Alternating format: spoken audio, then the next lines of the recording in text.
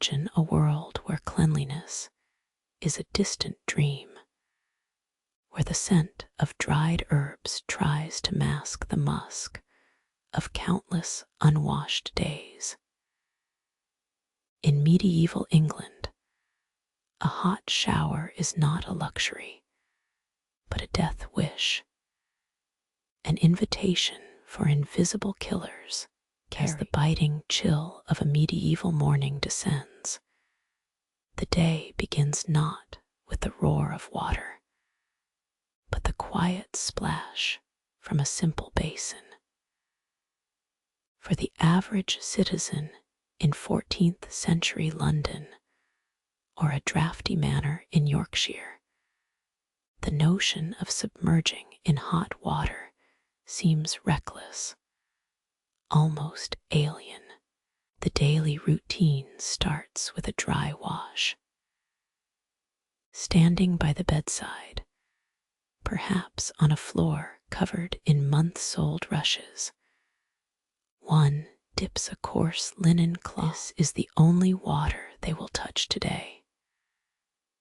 Medical authorities, haunted by the shadow of the Black Death, preach a grim warning. Hot water opens the pores. To them, a pore is not a means for skin to breathe, but a breach in the body's defenses, a gap through which miasma can seep in and rot the soul. Thus, a layer of grime if you belong to the aristocracy. Hygiene relies on the magical properties of your linen undershirt. This belief holds that high-quality white linen acts as a biological sponge, drawing impurities from the body.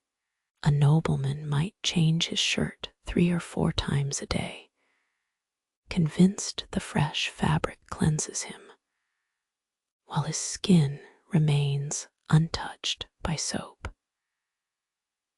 The bright white edge of a linen shirt evolves into a status symbol, a declaration of wealth and cleanliness. Dental hygiene is a gritty affair, devoid of comfort. Instead of toothbrushes, rough linen cloths dipped in salt, crushed bone, or herbs scour teeth. This abrasive mixture scrapes away decay. But if a tooth rots, there is no gentle dentistry. Pain is blamed on a tooth worm, and the solution often lies in the hands of a barber surgeon wielding pliers. With no anesthesia, the resulting smiles of the time are rarely white, often filled with gaps, always guarded. The air is thick, not with the scent of washed bodies, but with heavy perfumes of musk, rosewater, and spices, liberally applied to mask the biological reality of a society that lives, sleeps, and works. Yet the true horror of hygiene lies not just in personal struggles, but in the overwhelming catastrophe of waste management. To understand this, one must first glimpse the pinnacle of luxury, the castle where the toilet or garderobe is merely a stone bench with a hole. Suspended over a stagnant moat, there is no water to flush away the evidence. Only gravity is at work. In summer, the stench from the accumulating waste can make your eyes water. Yet, in a bizarre twist, this foul odor serves a practical purpose. Noblemen's finest robes hang inside this chamber, where ammonia fumes rise lies to kill the fleas and moths that plague. Step outside the castle into the suffocating alleyways of London, and the atmosphere shifts from uncomfortable to terrifying. The common folk lack the luxury of a moat. They rely on communal latrines or wooden buckets emptied into pits or open gutters. The city becomes a living organism, producing more filth than it can consume, relying on a shadowy class of men bound by law to work at night. These unsung heroes labor in darkness, spared the sight and smell of their work. They wade into cesspits, often waist deep in excrement, shoveling the city's waste by hand. Their profession is lethal. Concentrated fumes can kill a man instantly, suffocating him in the filth. Meanwhile, above ground, strict laws are almost universally ignored. Muckrakers scrape the streets, but they fight a losing battle against a tide of debris.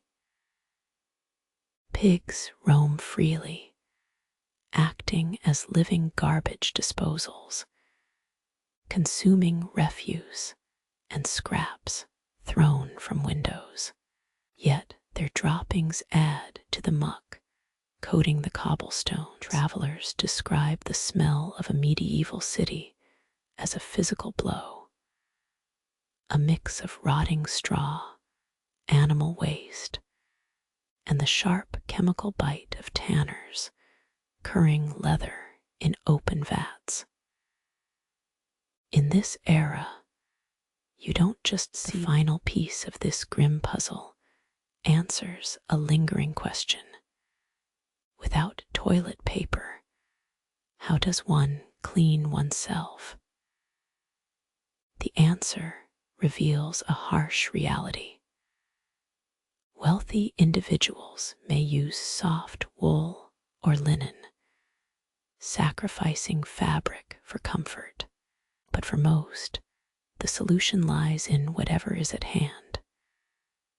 Moss, broad leaves, hay, or straw. This cleaning experience is both abrasive and hygienically questionable, often leaving behind as many problems as it solves.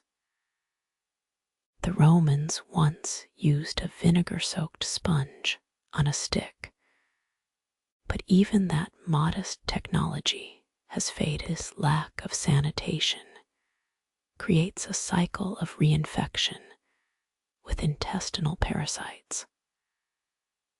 Almost every adult, from blacksmith to bishop, carries worms, unseen passengers consuming precious energy in a world where food, to judge them solely by their filth, is to miss their extraordinary resilience. They are not dirty by choice, but constrained by the limits of their time. Their immune systems, forged in constant exposure, withstand bacterial loads. They fight back with herbal medicine and natural disinfectants like vinegar and alcohol. When we look back at medieval England, we shouldn't just see the lack of showers or the moss used in place of paper.